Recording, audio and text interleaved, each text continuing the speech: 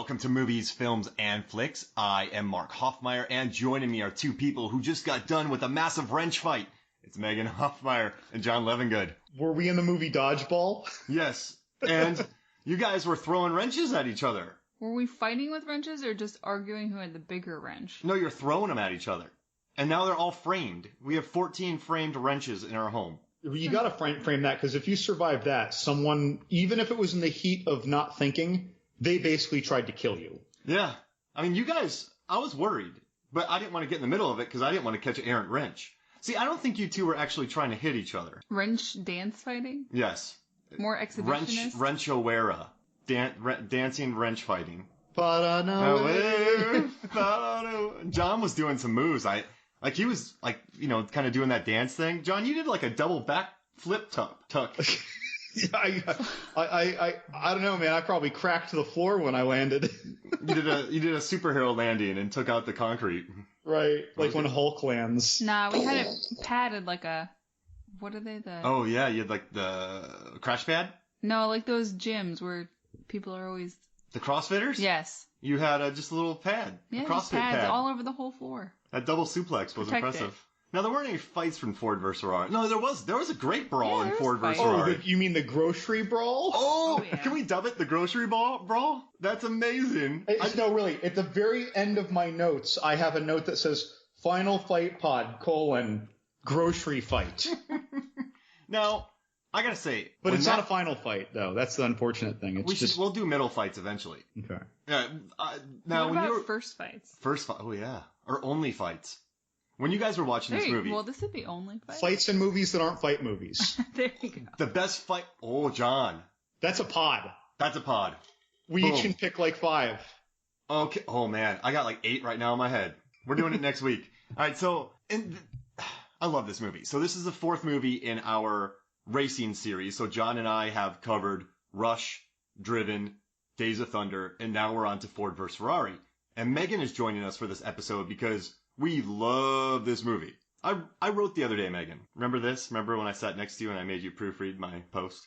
Yes. And you've also found all kinds of interesting tidbits and you go, oh, that's really cool. I can't tell you yet. My notes look like a madman who hadn't slept in 72 hours wrote in my notebook for The way that you prepare for pods, though, I often just think of who is it, Timothy Hutton in The Dark Half. I feel like you start writing sideways and stuff, and you come out of some room. You're on Skype. Look at my note. You come. Oh my god. I'm looking at Sam Neill in the quiet room and in the Mouth of Madness with writing all over his face. This is just disgusting. And MacGruber writing down that license plate. And drawings and all kinds of things. It's in Mark language. So, in movies like AVP where they find ancient scripts and they read them immediately, they're like, oh yeah, they wrote this. I know what this means. If somebody got a hold of this 2,000 years from now, they're like, I don't get it. No, what you're writing is more akin to what was in the Arctic subterranean ziggurat and AVP. That's right.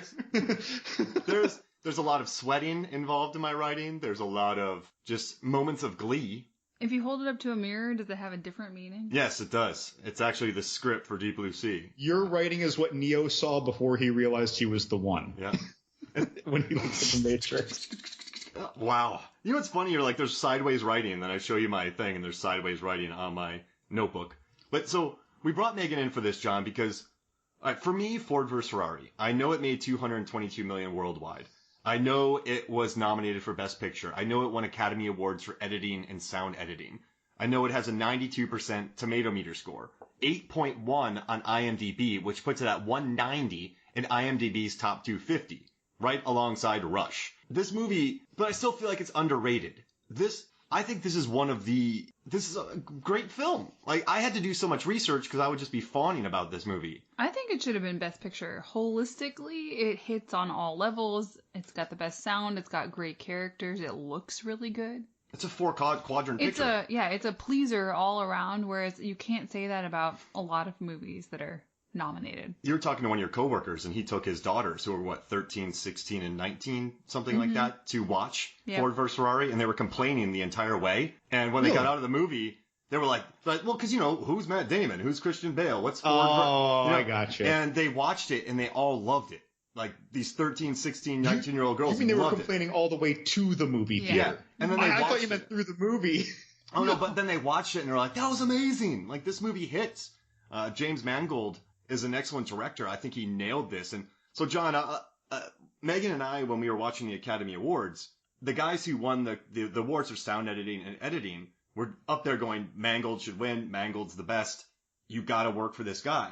So I found this 55-minute interview that James Mangold did with Collider. And I learned a lot about his process, which I thought was really cool. So he started on Copland, and he had everything scripted. He had because he was young, but then he worked with like De Niro, and De Niro got his back and took it, like helped him out a lot. And so De Niro taught him to just relax, get to know the actors, and kind of just listen and have an open dialogue on set. I think it's pretty cool. He can tell people. So Mangold, if someone's like, hey, what do you think about this? He's like, I don't like that. But there's an open dialogue on these films.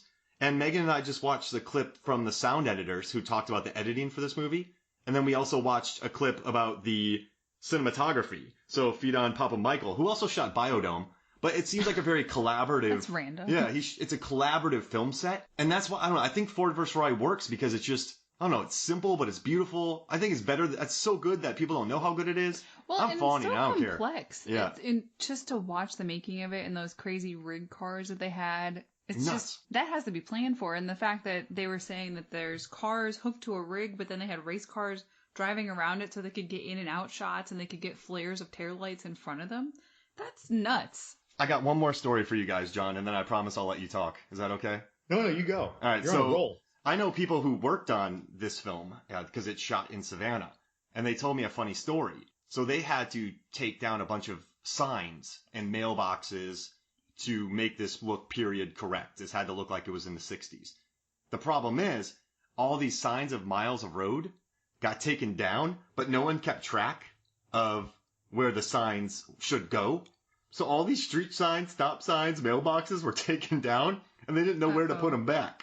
Oh, dude, their city managers must have been furious. Yeah, so they had to bring in the post, the postman out there knows like most of the streets. So they had to get in touch with the city managers in town to put back all the signs. So is that the track for Le Mans? Yeah, that was the track for Le Mans. And because they just needed country roads, so they just went to Georgia because it's cheaper. But so that's not a reflection on, that's more of a reflection on like the transportation, the location. The location crew, they should have had pictures and a map, but it just looked like they pulled signs on the road like, yeehaw! And then they had to figure it out. And that's happened to me before. Couldn't on you sets. just use Google Maps, pin yourself and start? Oh, yeah. That's too practical, Megan. That's what I'm here for. So, John, thoughts about Ford vs. Ferrari? Okay, so you had mentioned how this, regardless of how much money this made and how much people who thought they'd hate it seem to think they'd like it afterwards, like those teenage girls, your friends' kids. Like, I think I understand why this would be so underrated. And it's because it has all the elements of a race movie, but to me, it just happens to have racing in it. Yeah. This is A River Runs Through It of racing movies. Ooh.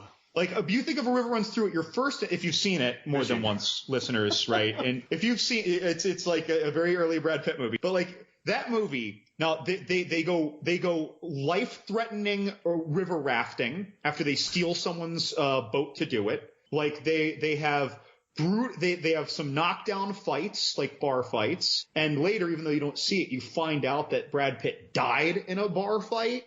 Like, there are some heavy scenes in that and some violence underscoring it, but people want to default think that this is a movie about fly fishing, when really it's a movie about a bunch of characters who happen to be linked by fly fishing. And yes, there are a lot of fly fishing scenes, right? But like, they're not trying to tell you a lot about fly fishing. They're trying to tell you a lot about the people who do the fly fishing. And any movie is really about the characters, right? Mm-hmm. Any movie. Like Rush is really about the characters.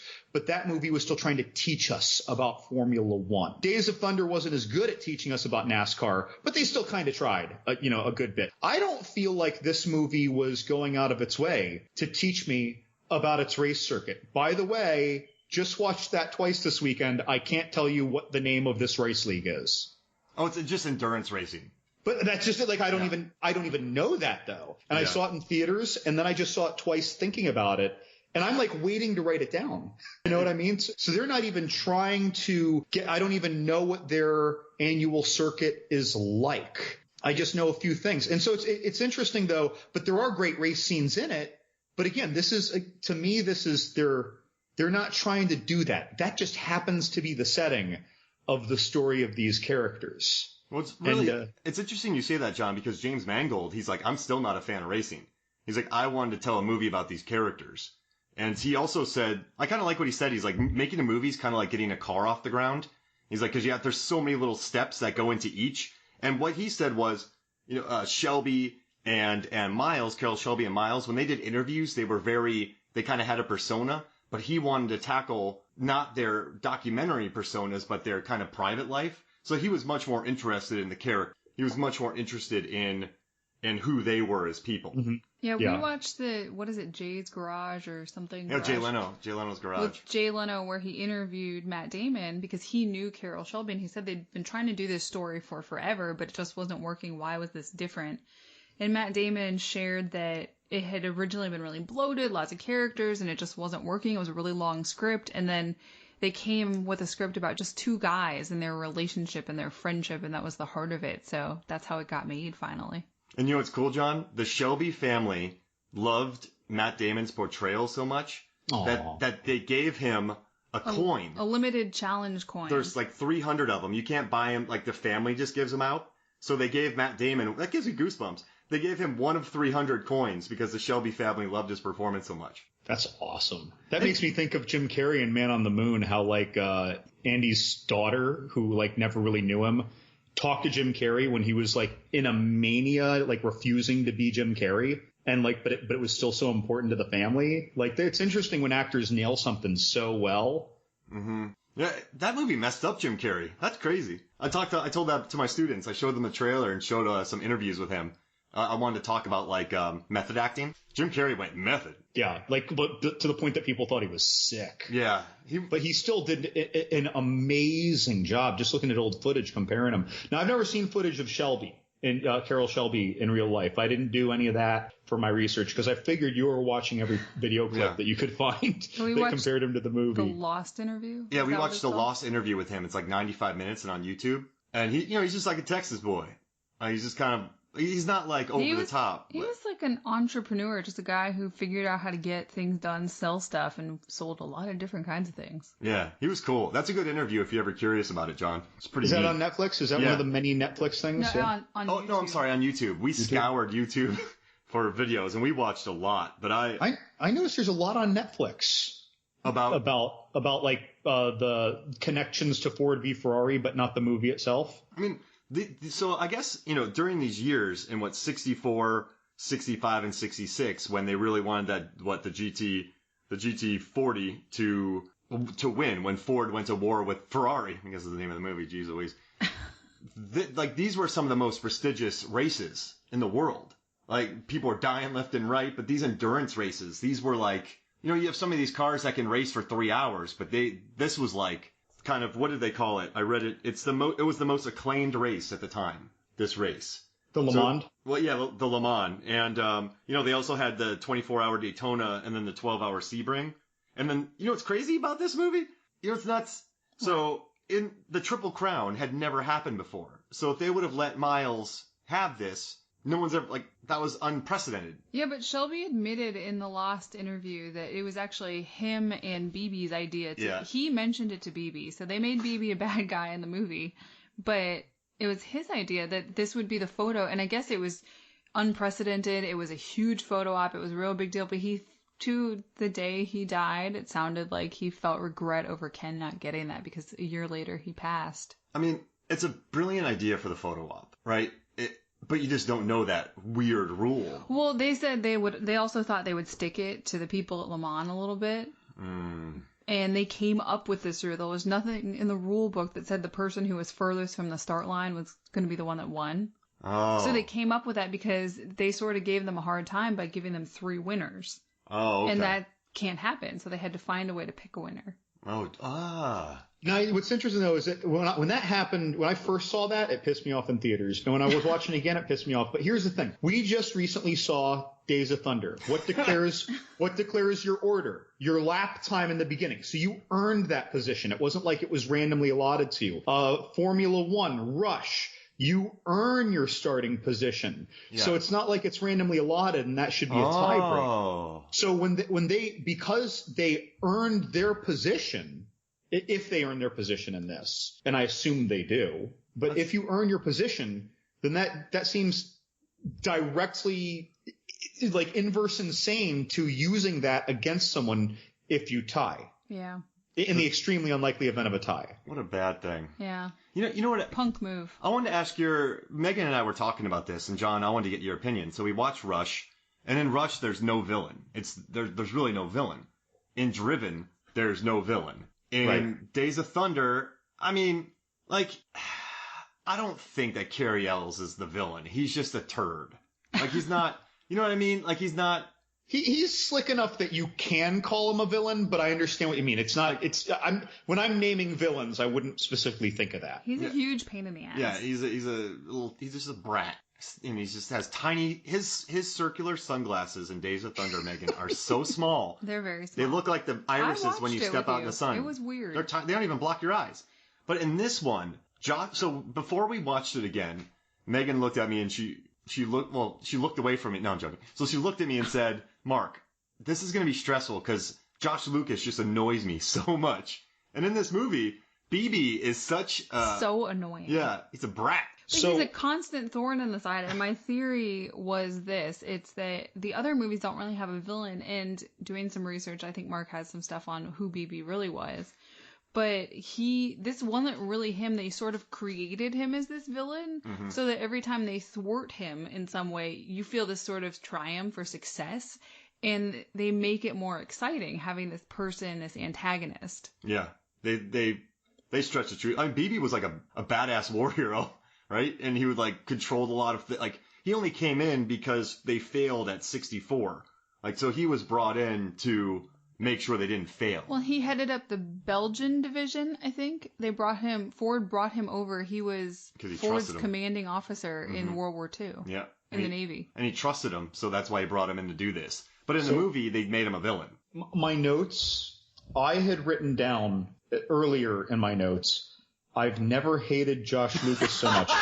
Wait, what's interesting, Mark, is that all the other times in my notes, I specifically refer to the character names, like Ken and Shelby and Ford II.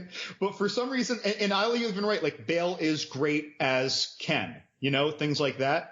But, like, this is the one time I wrote, I've never hated Josh Lucas so much. The very next line, which was like 20 minutes later, I must have forgotten that I wrote that. So I write, I like Ford II. Hate Josh Lucas and admire Carol Shelby. Then at the bottom of my notes at the end of the movie, I wrote, this is probably a credit to Lucas's performance, but I actually think I dislike Josh Lucas more as a person because of how much I hated his character. I feel that so hard. But that's not normally when I see a character that like upsets me while I'm watching, I reflect on it as, man, this actor is doing such a great job. I love hating this character. Or even though I was frustrated, this actor is doing such a great job. All I kept thinking is fucking Josh. Sorry, I'm swearing. But okay, there's our PG-13. Fucking Josh Lucas.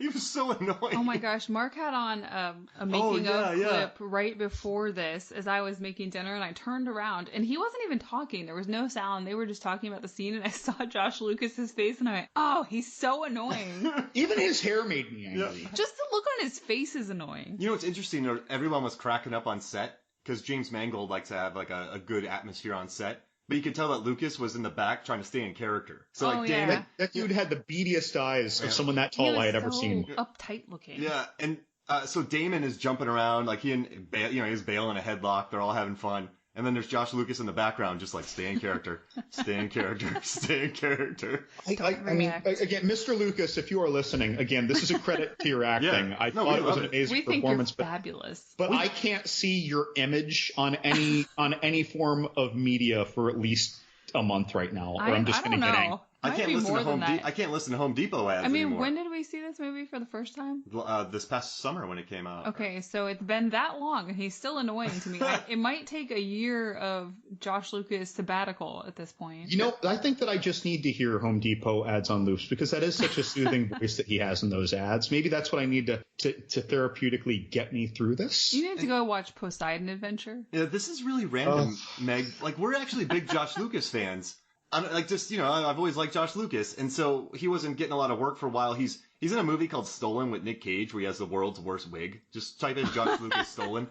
But there is, like, whenever he does Home Depot ads, we're like, hey, Josh Lucas is making money. This makes me happy. So, like, we were actively, like, and then we listened to a Home Depot commercial once that didn't have his voice, and we're like, where's Josh Lucas? What'd they do with Josh Lucas?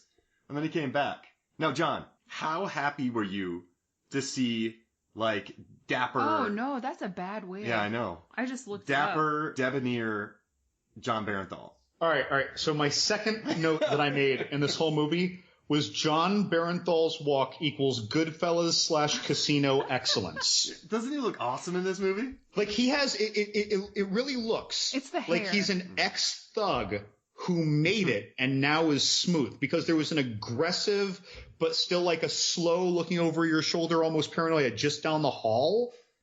Like, but I really liked his character. Yeah, he's really come, not that he was ever not good to me, but he's really come a long way. I really appreciate his journey, which for me starts really in like season 1 of Walking Dead of properly appreciating him. There's a scene in this movie where he looks at Damon and Bale, and he just looks like a proud parent. I'm like, I'm watching a movie where Barenthal is acting like a proud parent of Matt Damon and Christian Bale. Are you This talking is about amazing. when no one was picking up the phone when they were trying to call to get them to do the triple cross the line? Yeah. And Josh Lucas, because I'm just going to call him that now. Evil Josh Lucas with his flattened like corporate hair, like he was wearing a baseball cap over otherwise good hair. It really was like you put perfectly straight, put a baseball cap down over what was big Wall Street hair and flattened it against his head. Like he just took off a motorcycle helmet. But so when he was all getting pissed off, and Barenthal got this smile, like I was like, oh, thank God. Like, I mean, he was along for the corporate ride, but I liked that he didn't necessarily like what they were doing all the time. Mm-hmm. Yeah, I love that towards the end, he's down in the pit with the guys, and Ford and BB and all the others are still up above, but you really appreciate how Iacocca's down there with them. Yeah. He's just, it made me so happy seeing Barenthal just being this cool, kind of normal guy. Now, I have another question for y'all. Like, I'm not, like, so Bale in this, I don't think Bale is that flashy in this. I think he's excellent. I think he should have been nominated, but Matt Damon's performance, I feel like gets lost a little bit in the shuffle of all these big personalities. But I mean, Damon, first of all, I'll never be able to wear a cowboy hat like Damon does. Or those sunglasses. I want those sunglasses, but they're $250. But I have in my notes multiple times, Damon is so good. Damon is too good. So the scene at the end when he goes to talk to Molly Miles and he meets the kid, Peter Miles. That kid's a great actor, by the way. And just the look on his, like in the car, when he's sitting there in his car, and then the beginning during the racing. Like, he's just too good. Like, he's very good. He's very Tom Hanks. Just low-key, awesome. Yeah. Sort of blending into the role. Do you think I think he's so good that you don't realize how good he is. And I keep saying that about this movie. Yeah. I was pretty impressed with him consistently throughout the movie. I mean, maybe that's just me, but I'm also a big Damon fan, specifically.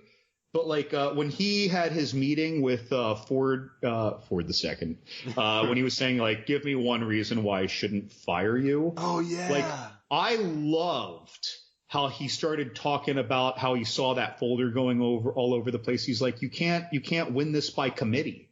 And then he starts talking about how we have Enzo Ferrari exactly where we want him. Mm-hmm. And and in the very beginning, especially, that's the other one that really stood out to me the most was when he was hungover and we see him meet Ken, Christian Bale, and we see, him fighting with the official, and Carroll Shelby, helps out, and even still it turns into a fight and he throws the wrench.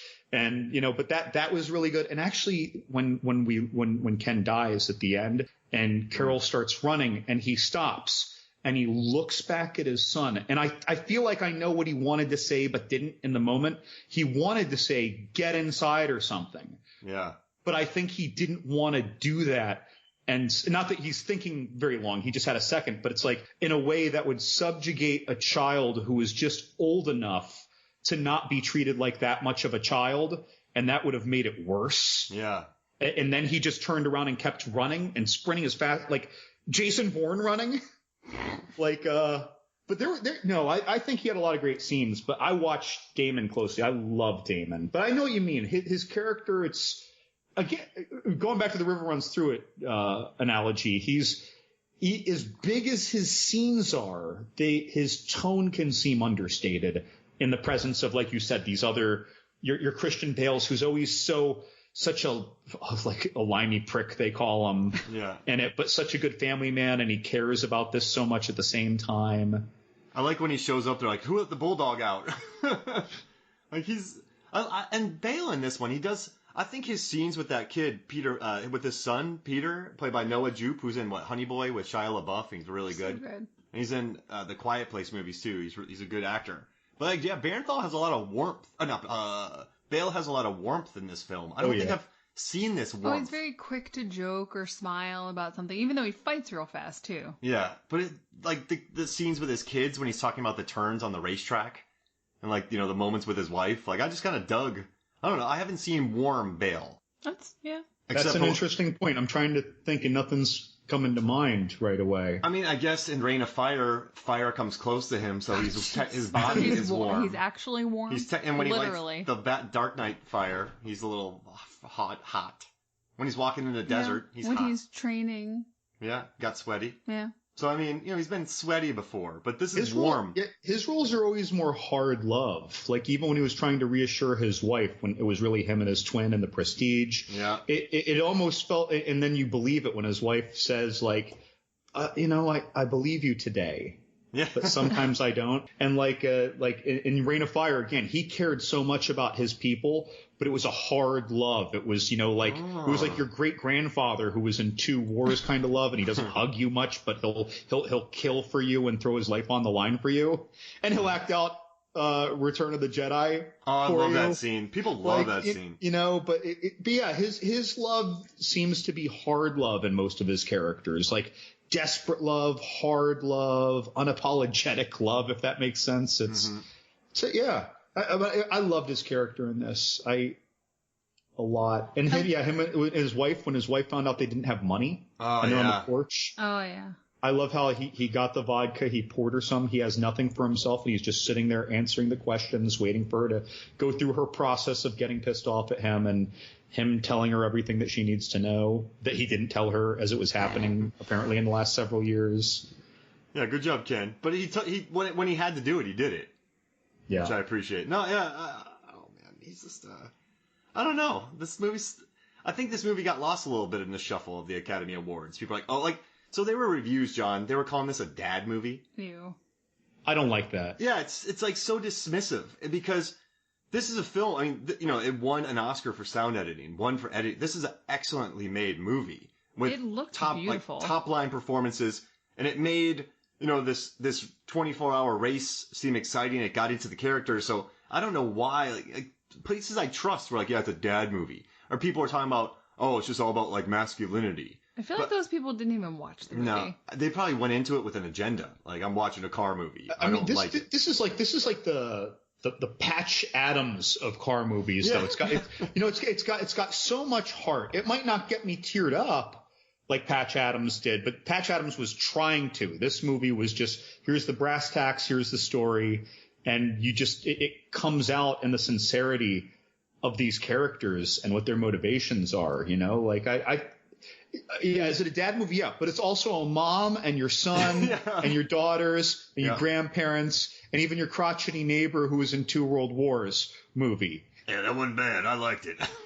It's the get off my lawn guy. He's even going to say man, those 2 dudes knew what was what. Yeah, I love Mile. You know what else I love? There's some very little touches in this film that I dig. So during the fight with Damon with Carol Shelby and Ken Miles, I was really worried about his sunglasses, but there's a scene where Shelby grabs a can of something and then Wonder Bread, and he looks at one of them. He's like, "Am I gonna hit Ken with this can or bread?" And he drops the can, and just starts whapping.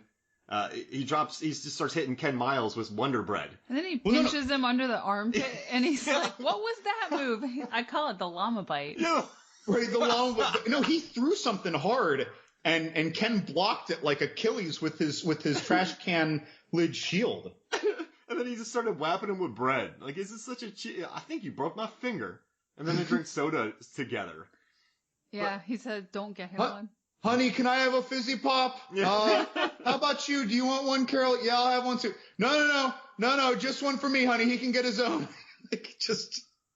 Like a couple, like I don't know, like roughhousing teenagers who took it too far. There's a lot of heart in the movie. It comes through in lots of ways in different scenes, from racing to moments like that. Ford starts crying. When he takes Henry Ford II on the joyride. Well, and that's they're so good at shifting tone in the movie. Like, it starts out stressful because he's coming and he's going to make this decision, and then it's funny because he's locked up turdy Josh Lucas in an office, and then Ford says, "I set on my balls." Yeah. And then they go on this ride, then he bawls because he wishes his dad would have seen it. Mm-hmm. No, you know what else, John?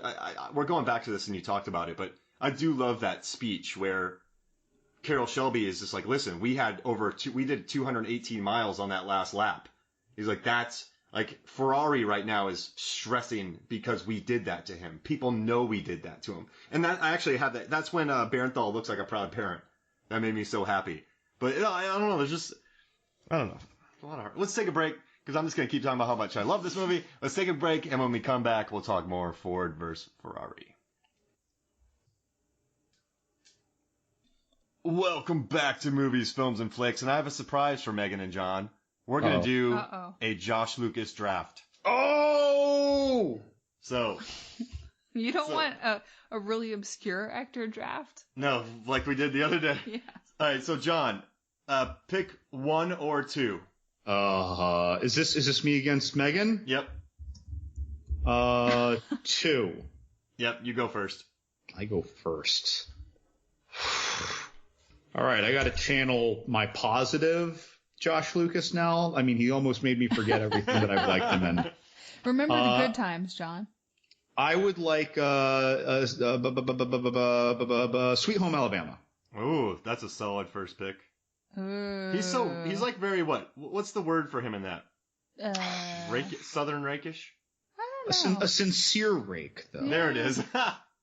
A very sincere rake. Okay, I'm going to do what you did to me the other day, Mark, and I'm going to pick Ford versus Ferrari. Oh! Just put a bad taste in my mouth. I don't even know how to respond to that. I know how you feel, John. I did it to Meg. It wasn't fair. I want... Okay, wait. I think I got it. Yes. Yeah. Session 9. Megan just pointed at that. Session 9. Oh, I know what's next. American Psycho. Oh. Oh, that's good. Yeah, he's slimy in that one. Wait, this Bale. is a reunion. Mm-hmm. Wow. Wow. So I don't know enough. So I am like right now pulling up IMDb because I am struggling to come up with Josh Lucas movies. So I'm just going to go with a fun one here. I know a lot of people hated this movie, but I actually really enjoyed it. Stealth. Oh, that was a fun movie. Him and Jamie Foxx and Jessica Biel. That was a great team up. I really liked that. I'm going to go with The Lincoln Lawyer. I knew you were going to pick that. I love that movie. The Lincoln Lawyer. He was in Hulk? Wait, wasn't he a turd in The Lincoln Lawyer too? He was the other attorney. That was a brat. So this is a trend and we just didn't realize it? Yep. Megan is just picking the mean movies. Apparently he had an uncredited small role in Thinner. I saw that. I'm not picking that because I don't even remember that, obviously. I'm going to do A Beautiful Mind. Ooh. What number are we on now? You're on 4. You know Session what? 9. I love that. Yeah, I know. movie. That was a good one. Oh, that's right. Glory Road. Ooh, yeah. His Disney movie. His Coach movie. Yeah. I'm sticking with horror. I'm doing Telltale. Telltale. I wasn't overly impressed with it, but it was neat seeing him in that starring role. I love that he's in Hulk too. Okay. I don't remember him in Hulk. Yeah, I don't. He's the turd in that one. God, I don't even remember. It's just. Jeez Louise, he's such a turd. Oh, what happened? Oh, that's fine. Because I've got to. I'm gonna go with Poseidon. Oh no, but Kurt Russell dies in that. That broke me watching him drown.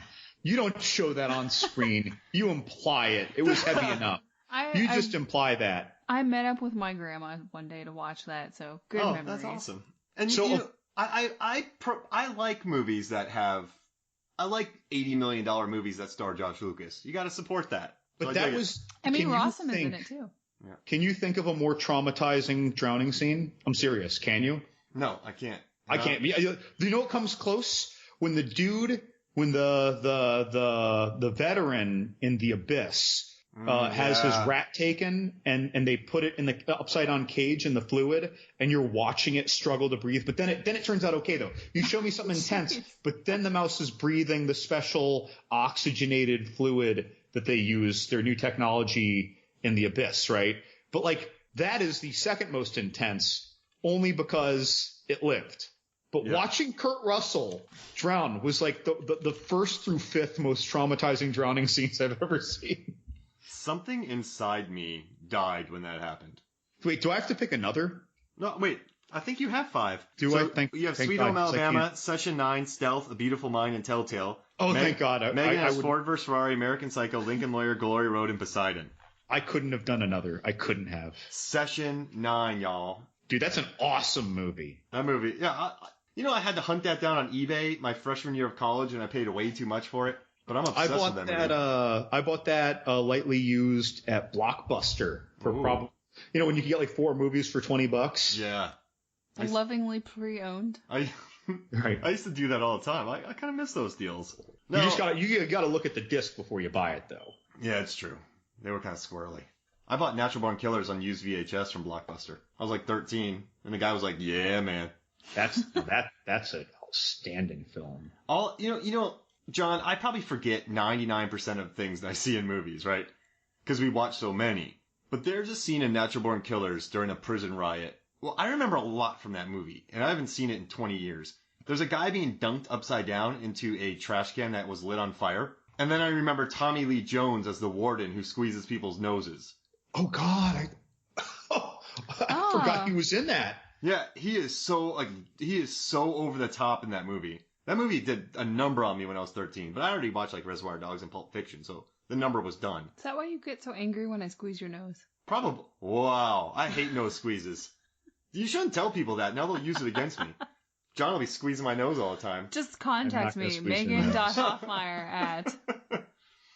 No, but what about the actual... I guess, I wouldn't say the races are too important in this film, but I do love the first race where he has the broken windshield, and that guy's like, "Hey man, what happened to your windshield?" New design! Yeah. But I do like when, I have it in here, when he's talking about, everything fades at 7,000. I like that a lot in the beginning. But I do, let's see, nice Shelby trailer. When he's talking about, he's like, "Hey Bob, I'm going to overtake you on the next turn." He's yelling at Bob. And then I love when Shelby is like, "Not yet." And then he's like, Right. "Not yet." And then Ken makes the move and moves around him and gets the win.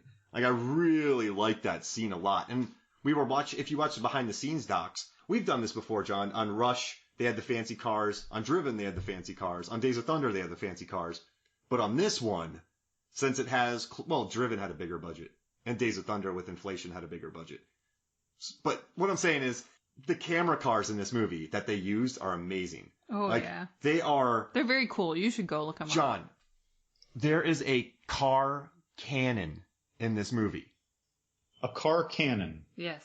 A cannon that shoots a car. Not one that it doesn't just pop it up. It literally shoots the thing in the air. I'm not going to say they use dynamite. They probably use, I don't know what. It sounds like it would be more like a ballista that sling launches a It's like a car. Trebuchet. Car catapult. But I'm telling you, they shot that car 50 feet. 30 feet? 50 feet? It was far. And it was high up in the air. I mean, it was at least 15 feet in the air. Easily. But I do also, the cinematographer was talking about this. He's like, yeah, like some of these cars hit our cameras. Oh no, you missed that part because you came up here to set up.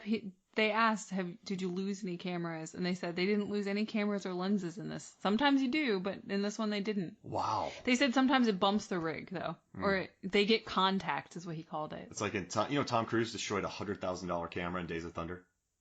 Whoa.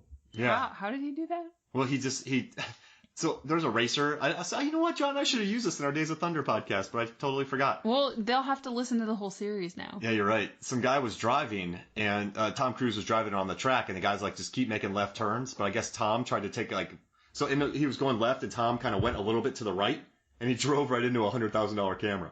Whoa. Destroyed it. But I think that I guess what I'm getting at in a very long way of speaking is that the techniques of filming racing since even Rush, which came out years ago, and to be fair, Rush had half the budget of this, or when Days of Thunder in '90, Driven in '01 are so much more sophisticated now, and I just love how you were able to get put into these races. I thought they used some great techniques, and I also like when in Daytona, when Damon walks out with the sign 7,000, step it up, like you're watching your car, is he gonna make it at 7,000? Like right, like.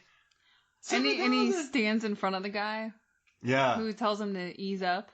Yeah, he blocks that and then writes that sign. Yeah, I don't know if you had walked upstairs yet, but the cinematographer was talking about how shooting cars from high up from a wide angle is very boring. They don't look fast, so it's best to shoot them from low angles and like along the side because it's much closer and you can feel speed. Oh, yeah, like just an overhead shot looks kind of boring. Mm-hmm. That's interesting. But they don't look fast though. You can't look fast from far away. How fast they were going? How fast were they?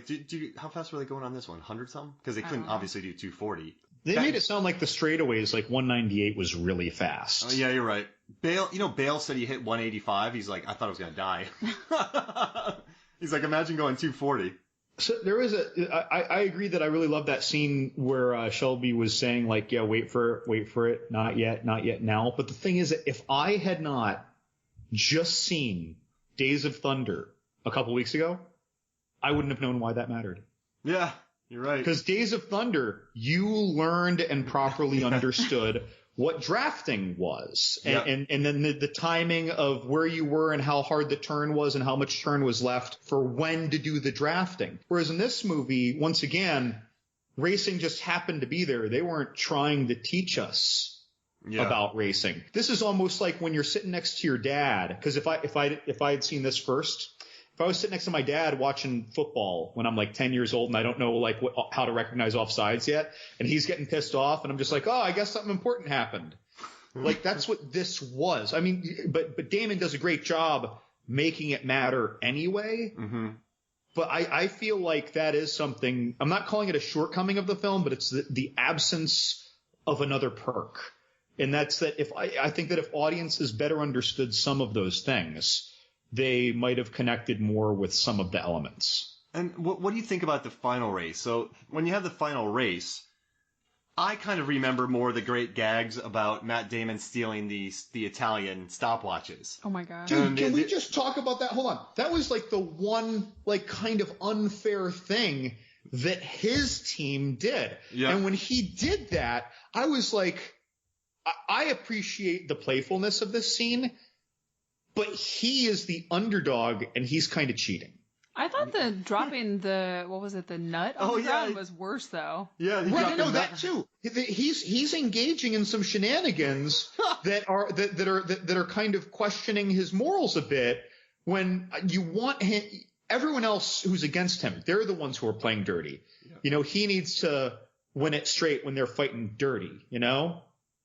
And then he engaged in some shenanigans. I'm not saying I didn't love it. Yeah, when he dropped that little nut over there, and then they see it and they're like, wait, what the? Oh my gosh, what the hell? In Italian, or when he took the stopwatch, it's like, okay, that's pretty funny. And then I'm like, wait, that's not right. I just love it. Nice stopwatch. You want one? They're Italian. Yeah. I mean, again, it was a great line. It kept me on board with the joke, right? But I really liked their team too. So I really enjoyed Ray McKinnon. He was the Phil Remington in there. He's kind of Shelby's right-hand man. He's the one that goes to get him from the the trailer in the beginning when he drags him out. And he sort of runs Shelby American. You want to hear something interesting, John? Okay. Is this about Phil? So yeah, it's about Phil. Megan learned this. You got it. It's yours. What? I won't steal it. Go for it. No, you got it. What about him? Academy Award. He's an Oscar winner. So there are three Oscar winners? Yep, acting together at a time. Damon, Bale, and he wrote, and I can't remember if he directed it or what, and acted in a short. Can't remember the name of it right now. It's got a pretty common name back in the early 2000s, but Walton Goggins produced and starred in it with him. So Walty Goggins is an Academy Award winning thing. But that Phil character, I agree with you. I quite like that Phil character. He was like an oddly powerful supporting role. Yeah, that's a good point. You know, he wasn't a part of the ensemble. He was just an oddly powerful supporting role to me. He's like a Tombstone character. He was like a good manager. Sure. Yeah. What? Pumps them up, keeps things organized. You said you liked his crew. I liked what they did towards the beginning of the movie, or at least the first third, how they let you know who these guys were. They look over at one of the races. They go, well, why are they pitting so fast? Well, because they got a NASCAR pit team. Oh, yeah. But then these are the crew that stick together throughout the movie, and they win Le Mans. So they told you who these guys are. They're not a NASCAR crew, but they're great engineers, and they do it. I love they ripped off all the computers, and they just put yarn and tape on the thing to get airflow. And that actually helped them fix the car from 64 to make it better. That was cool. I liked that scene. A lot. That was one of the few, even though it's less about the racing than the prep side, right? But like that was one of the few scenes where I felt like I learned something about the racing, the back scene, the behind the scenes of the racing, if you will, right? They're like, these things aren't going to tell us what we want to know, but this will. And this is this weird, like, makeshift jury-rigged thing. But yeah, that was cool. I agree with, in the beginning, it was great when he was getting them out and they were walking the area before he had his first scene with Christian Bale. I love in the end when he's trying to get Carroll Shelby to close a sale, and it's something they've done so many times, and Shelby just kind of breaks down. But this goes back to like what we've heard in almost every one of these racing movies, the very pragmatic understanding of how incredibly dangerous this is. And his answer, and we know he cared a great deal about Ken Miles. We know that Phil did, but he even said, it's like, Carroll, it's been 6 months. Sometimes they don't get out of the car. Yeah, that was a good line. Was it in the Jay Leno thing where he asked why Shelby hated Ferrari so much? Yeah. And it was because he killed so many drivers, Ferrari did. The Executioner was his nickname? They called him the Assassin. The Assassin, because so many people died in Ferrari cars. Wow. You're going 240. Teams, I guess. I mean, Miles died because he flipped going 200 miles an hour and there's no roll bar. Like, they didn't have roll bars. Like, and they make them as light as possible. So you have the fastest engine possible on the lightest possible car. And, yeah, it's just such a dangerous thing. He flipped the car at a crazy speed. It's kind of funny, John, the way we've watched this, the kind of evolution of it. So so if you think about it, we started with Rush when, Lauda was fighting for more stringent regulations because a lot of people were dying in F1. Mm-hmm. And then we go to Days of Thunder, which... but I'm talking like the time frame, I guess. Oh, okay, I got you. And then you have Days of Thunder where everyone's rubbing, like everyone's whacking into each other. Right. A lot of roughhousing. And the commissioner didn't like it. Yeah, he hated it. And then Driven, which, I mean, they have that one giant fireball, but no one like dies in it. Like, yeah. So I mean, you kind of get safer, but then you go. Wait, where are we at now? Ford versus Ferrari. I lost track of my time. But Ford versus Ferrari is older. Yeah. So like, people are dying every week in there. Then F1, they fought for more guidelines. And then in Days of Thunder, they were rubbing, like doing a lot of bumping and stuff, and the commissioner hated it. And then 2001, like in Driven, no one really died. So it's kind of interesting the safety precautions through these 4 racing movies that we've covered so far. I think one documentary watched, they said it was a good year when only 5 people died. Yeah, that's nuts. Yeah. And every one of these movies involved a horrible crash, of course, right? Because Niki Lauda burning up in his car, Driven, Memo almost drowns in a car flip. Days of Thunder, there's that double crash, and both Rooker and Cruz's characters don't know when they're going to be able to race again. Only one of them can race again. And in this, it actually Well, it's more extreme. The end, we lose Ken Miles. In the beginning, when we first meet Shelby in kind of the flashback almost, he gets out of a car when you thought that he was going to be in trouble. And he even says, like, am I on fire? Oh, Put fuel in the damn car. Oh, Fuel the damn that. car. Yep. And everyone's worried about him. But again, it's like, so all these movies in their own, like, kind of flavor and level of intensity and or urgency and or theatrical flair, and it's very different in all these movies, right? Introduce you to the lethality of the sport and the knowledge of catching on fire. That catching on fire specifically is a notion that is mentioned or specifically happens in every single one of these movies. Yep. I mean, let's be Being honest. on fire, that's terrifying. Think about that. It's interesting when I try and wrap my head around that is the reality. Not just that you're going to crash and die, but that you may be on fire. Yeah. Well, Like, holy crap. The idea of being in these crazy fast cars and the fire and just how fast they're going and anything that can happen. I don't trust the suburban drivers in our neighborhood to drive safely around me going 20 miles an hour, much less be in one of these races. What about being in the station wagon with Molly Miles when she's flooring it in her car? Oh, that sexy wood paneling. Yeah. That was a really cute scene. That scene, even though it's much less exciting, made me think of Niki Lauda driving the Italians' cars. Yeah. And they were just so, like, stoked. And then when he finally put the pedal to the metal because his future wife asked him to, they're like, oh, like they're like two college kids excited. Greatest day ever. And you know what I liked about that part is he was lying to her. And I think her anger from that scene just came from the fact that he was lying to her. Like, she just, don't lie to me. Like, I don't know, that makes It sense. was a strong moment. Every single one of these scenes involves dangerous driving off. Every one of these movies we've discussed in our 4 Laps of the Race pod have included a very dangerous driving scene off the racetrack. How would you rank these 4 dangerous driving scenes, John? Okay, are we talking about how much I liked them or how dangerous they were? If they were really done the way they were presented? Enjoyment. Okay. Because if it was the most dangerous the way it was presented, I'd say Driven, but that was nonsense. They just waved their hands like Fast and the Furious. Oh, that's bad. Sequels. Okay, so the most fun. I'm going to go with Rush. Mm-hmm. Oh, but Days of Thunder. No, I'm still going to go Rush, then Days of Thunder. And, I'm kind of tied with Ford v Ferrari and Driven because they're entertaining for such radically different reasons. Yeah. They really are. Because even though Driven is so over the top and it's not that it's incredible. It's that I don't believe any of it.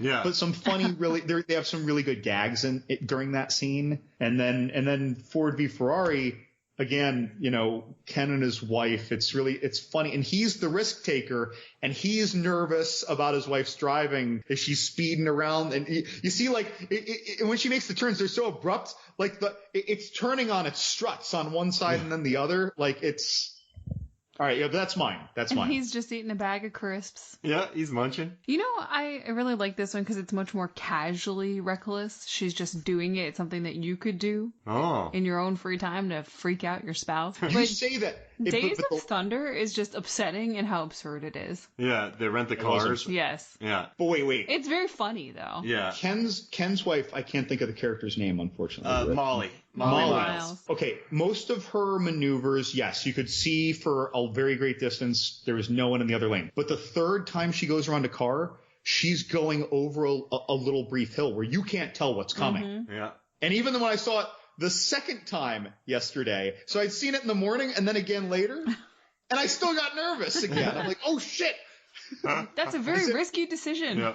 As if I don't know what's going to happen. But I hate having any of these lose, but Rush is number 1. I'm just going to say that. Rush, that happiness in Rush, right? oh yeah, that's a wonderful scene. I think the Italian guys sell it. His love and life in the background. Even if it was just his interactions with his future wife before he sped up. Mm-hmm. That alone made it great too. Like, it was wonderful. All right, John, how would you rank these 4 movies? Okay. Okay. Rush, Ford v Ferrari, Days of Thunder, Driven. Okay. I thought you were going to keep saying okay for like 3 minutes. Here's the thing. No, I love it. There were no calculations. I had written the 4 laps of our race pod in order, and so I'm staring at the titles and I'm waiting for my emotion to strike me. All right, so I'm going with FVF, Rush, Driven, Days of Thunder. That's interesting. You swapped your first two and you swapped your last two from mine. Yep. I mean, but I've enjoyed them all. I don't know. I'd say absolutely. It's wonderful how none of these movies are trying to go through any of the same motions of any of the other ones. I will say, though, when you watch Driven and Days of Thunder, they're about 2 hours long, and they feel 2 hours long. Rush is a little under 2 hours, and it feels like a 30-minute movie.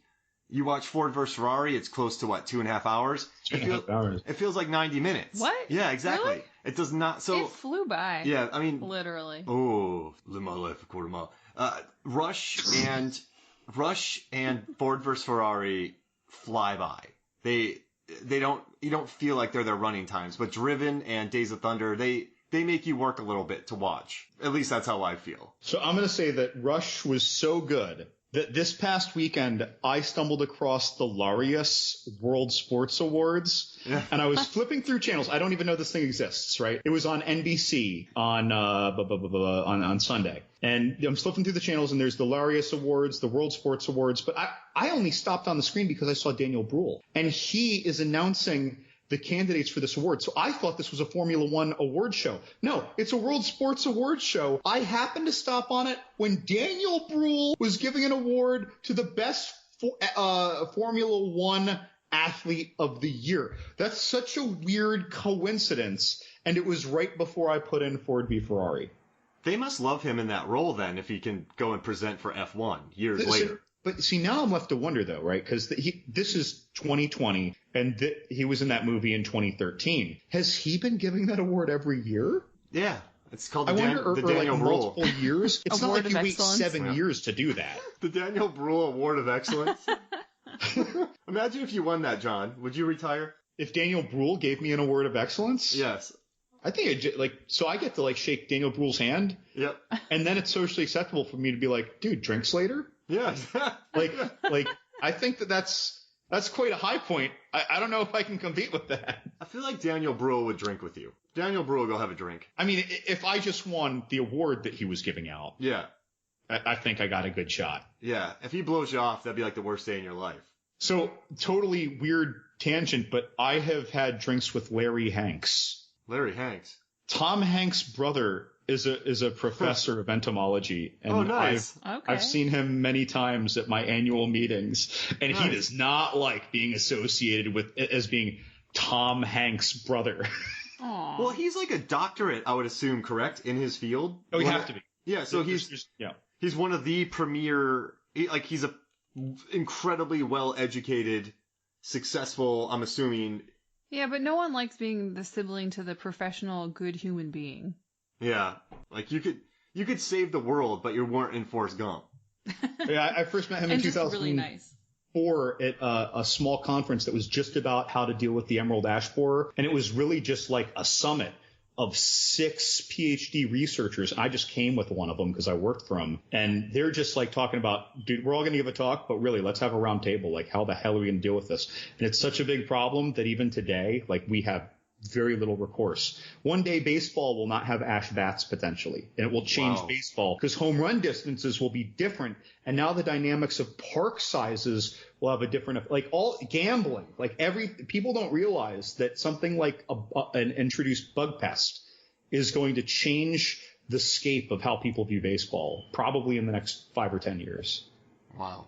Sounds like Larry Hanks, though, he was one of those people saying, look, guys, if people don't care, tell them what it's going to do to baseball. And I'm like, what's it going to do to baseball? And he's like, let me tell you what it's going to do to baseball. Wow. That's cool. You got me thinking, John. Would that mess up any car manufacturing? I don't think that ash wood is used in a lot of car manufacturing. Ashwood panels on station wagons?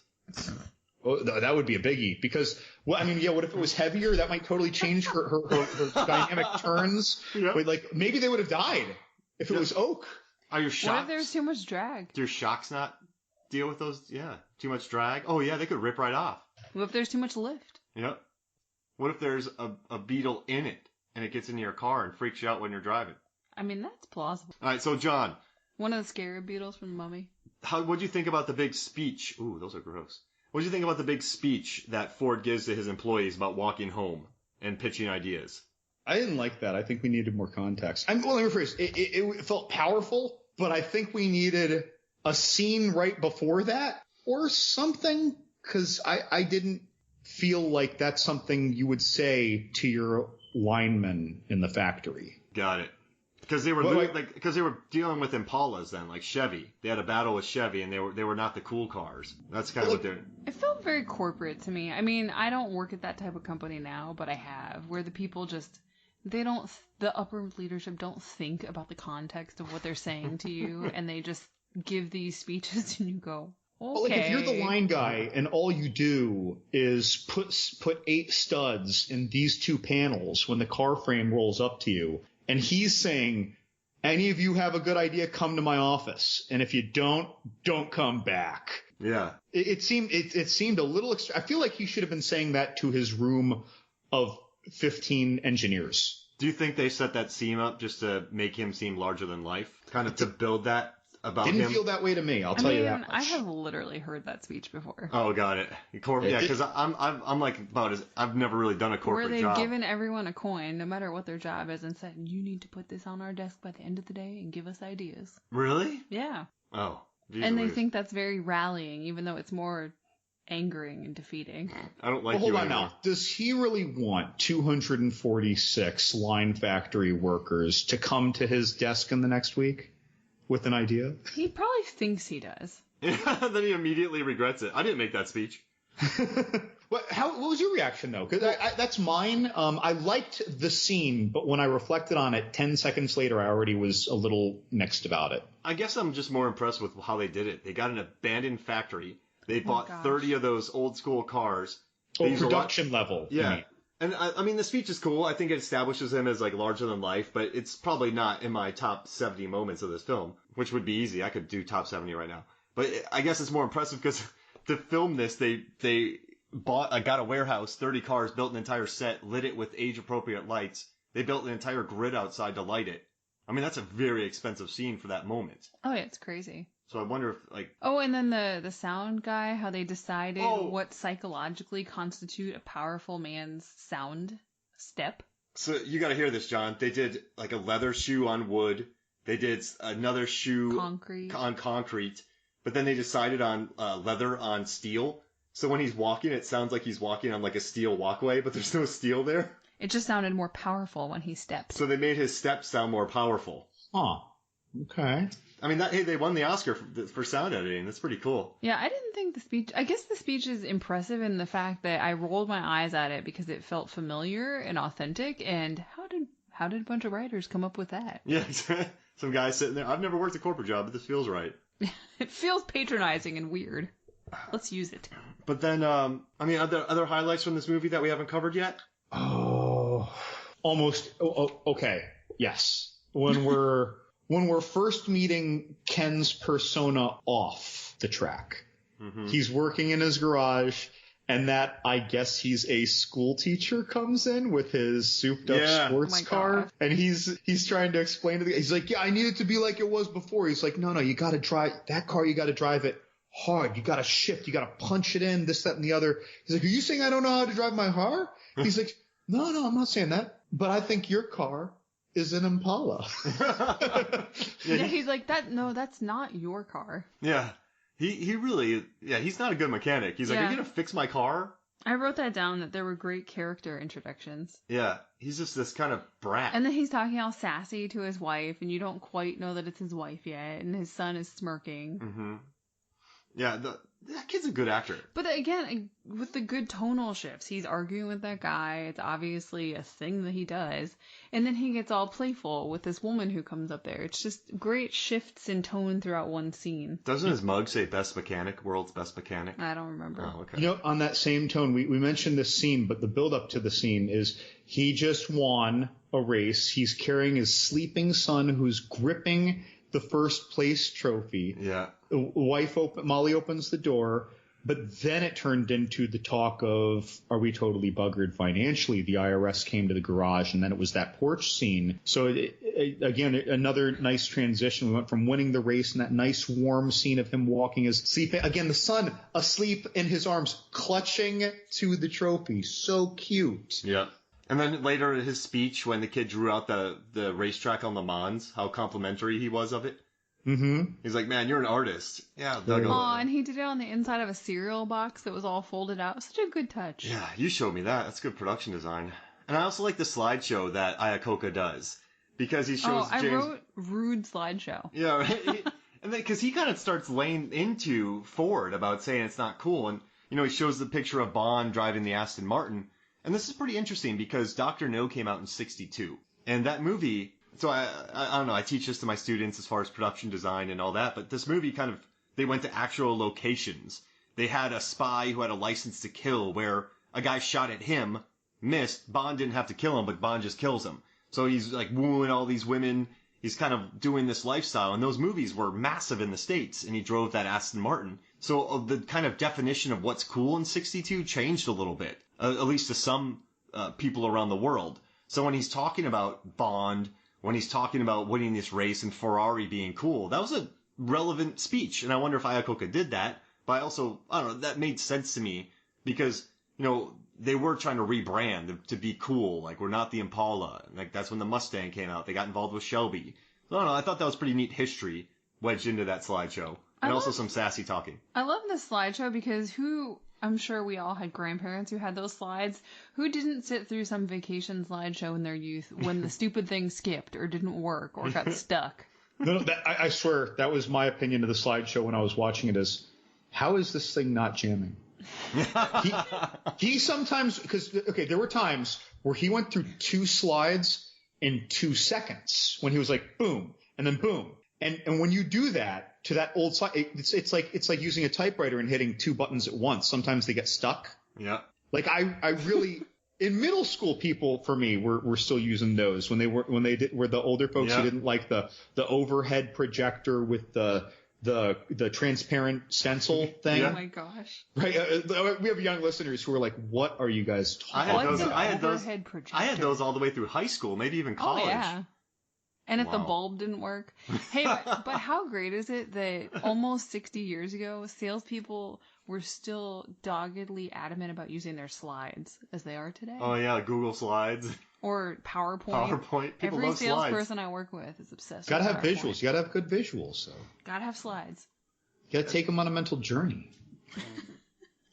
But no, I don't know. Ferrari uses them. He doesn't take it. Like, Iacocca loses. I felt bad when John Barenthal didn't get the job. Man, when the scene where in 1964 when they wouldn't bring 10 miles. I would fly to Italy just to drink cappuccino there, even if I got told no. Ken Miles brings wife in a picnic so they can listen to the race together. Oh, that was so nice. But yeah, I just love this movie. So, I mean, I don't know. That's where I'm at. John, any final thoughts about this flick? Got anything else you want to talk about? Not really. Most of these movies I usually have a pretty pithy final thought. But again, mine just comes back to you don't watch this because you're looking for an exciting racing movie. You watch this to see great actors acting great scenes, and there just happens to be a plot line about racing. I mean, it seems like the opposite of what you'd expect from a race movie, but that's what this is. And it does an awesome job of it. A river runs through it of race movies. Do you think that's why it's kind of a 4-quadrant movie? So, Megan's coworker I'm not saying all 13, 16-year-old, 19-year-old girls don't want to watch this movie, but they went into it not wanting to see it and then they loved it. Do you think that part of that reason why is because of the characters and that, like, so it's not all about racing. Like, it's not for gearheads. But I mean, when my dad took me to see A River Runs Through It, I was 10, and I didn't even understand most of it, and I don't remember hating that movie. I remember having a good time with my dad in theaters. Then later, that became one of my favorite movies that I ever watched regularly with my dad. Yeah. And that is one of the last kinds of movies that I go out of my way to watch. It's a good flick. And, so that's it. This is more exciting than that, but not necessarily by a lot. This is again, it's an understated. I'm not going to call it the remains of the day of racing movies. It's not that dry Oscar ish, but yeah, no, it's an interesting animal. Great act. I just love hungover Carroll Shelby though, like, coughing. He's got a hangover cough. You'd almost think that he was a smoker too, but no, he was just that hungover. I love that. Final thoughts, Meg? I would say this movie is finer than frog fur. Oh, yeah. Oh, I love when that he said line. that line, I almost went cross-eyed. Like, what is he talking? Yeah, Meg researched it, and we're like, oh. I just gotta say What that. did you research? No, The expression. yeah. Just people using it. People Because, use that? yeah, I guess it's an older expression that's not used very often. But if a frog, I suppose, was to have some sort of filament on it, it would be extremely fine. So that means it's very, very good or high quality or just, finer than frog fur. I suppose it would be. And I gotta say that wrench bit at the end when he gave the wrench to the Oh, my son. gosh. That got, like, I Oh, got when the kid hit. goes, I remember that wrench. Yeah, that hit me hard.